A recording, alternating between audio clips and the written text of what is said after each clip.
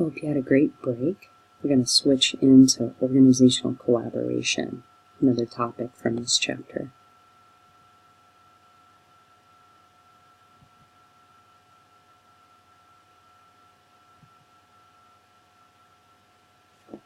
So in order to collaborate within an organization, it's better that you understand where you're going with the work and that things that you want from the work are similar. One type of organizational collaboration in a school is self-directed work teams. We have one in my main building that I serve. It's called the Student Services Team. We address students who have attendance problems, maybe are tardy to class a lot, or are beginning to have some behavioral referrals. We address what's going on for the student, and then we collaborate as a team to make decisions to support the students and families in our school.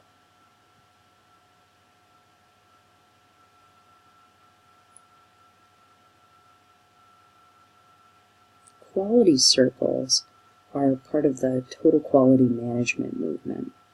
It's a movement in consultation. It's mentioned in several different areas of your text, but it really relates highly to organizational consultation.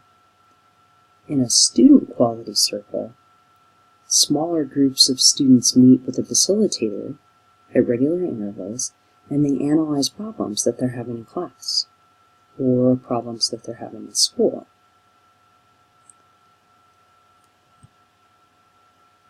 School-based professionals like school psychologists work together with other professionals. If the school professional, like a school psychologist, is having as part of their duties teaching problem-solving skills, then these are things that they can train others in that should apply to overall team functioning. So here's a nice graphic of the total quality management that you can find online. The source is in the lower right-hand corner. As I said, this is mentioned in several places in your text. And you can see it's a structured organizational movement. So it relates to organizational collaboration. The process is what's most highlighted, and continuous monitoring of goals is emphasized.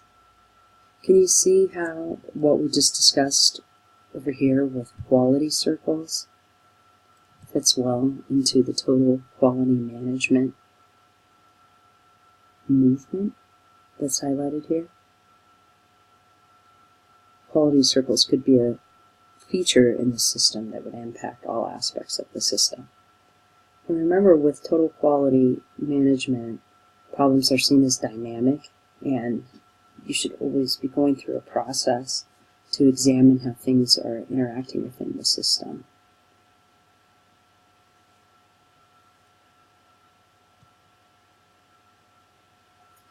So one of the most common movements in systems level change and reforms in education has actually been that of trauma-informed practices in schools. Teachers and staff, especially in Colorado, I think, are encouraged to know their ACEs score, which stands for Adverse Childhood Experiences score. Colorado in specific has devoted some of their state funding in partnership with the Substance Abuse and Mental Health Services Administration to become trauma-informed when intervening or assisting the public.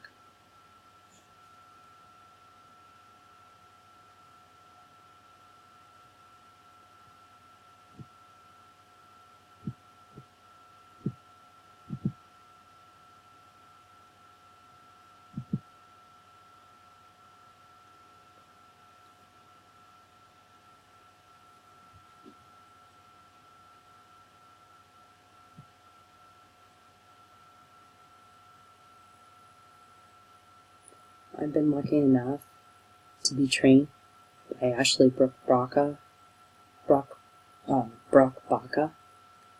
with another trainer, and she helped us develop trauma-informed behavior plans with another trainer. I just wanted to show you that even government agencies are operating under this notion now of being trauma-informed in their practice. other website that I want to draw your attention to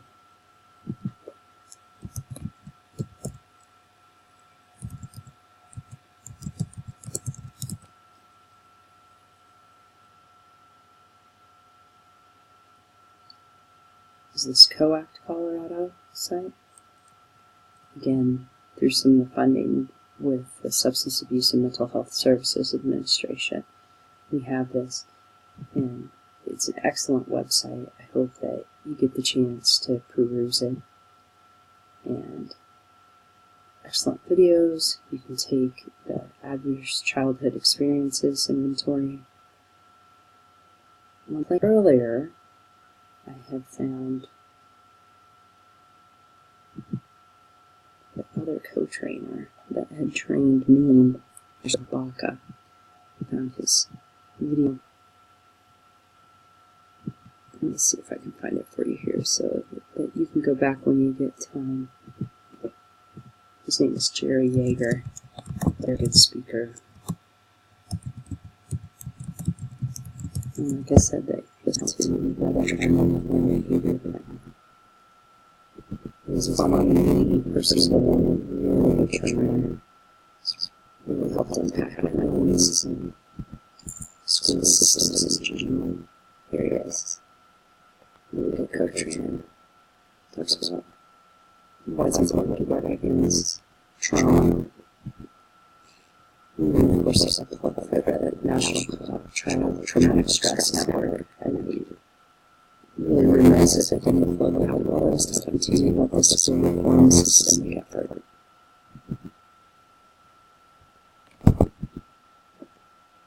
So I said that this is the most common organizational movement that's been taking place over the last several years in Colorado, and it luckily has had a huge impact on school-based practice.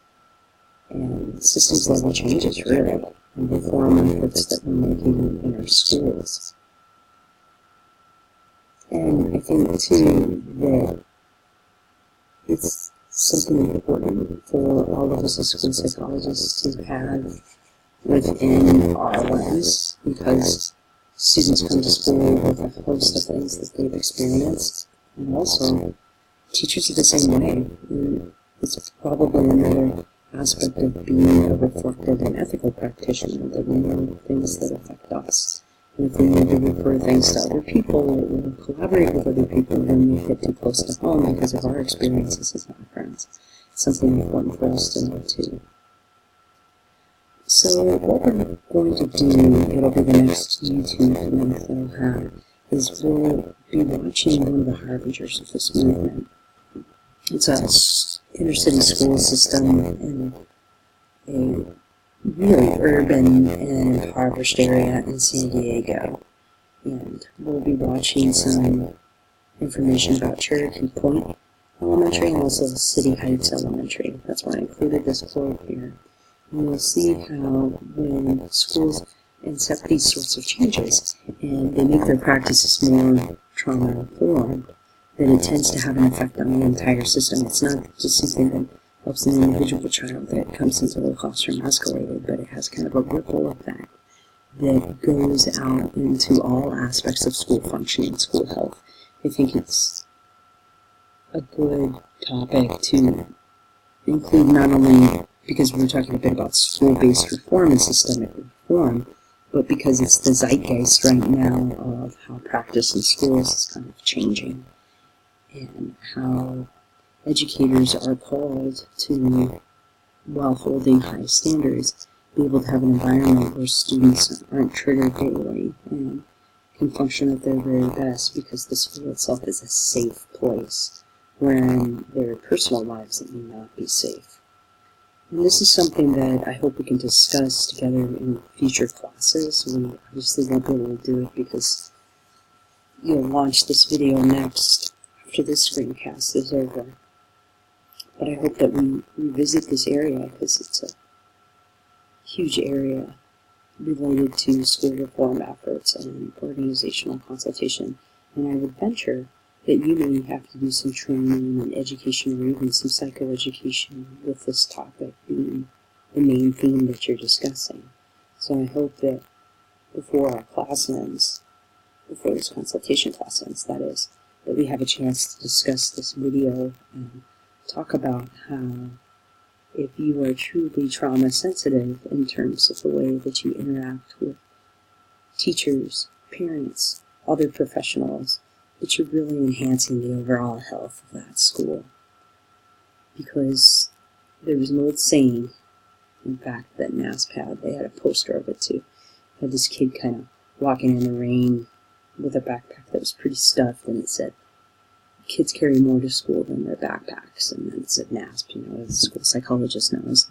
And I think we're in an important position to be able to leverage some of these conversations and include them when we're talking about the health of the school, or what interventions we're really going to truly consider, and are they trauma-informed.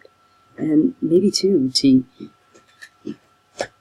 even chime in about some programs that you may not want to accept because they are not trauma-informed. And triggering kids at school is going to have a ripple effect and a lot of consequences for your school functioning as a whole. So I am hoping that we get to unpack this a little bit more after you have a chance to watch the video. So I'm going to close right there.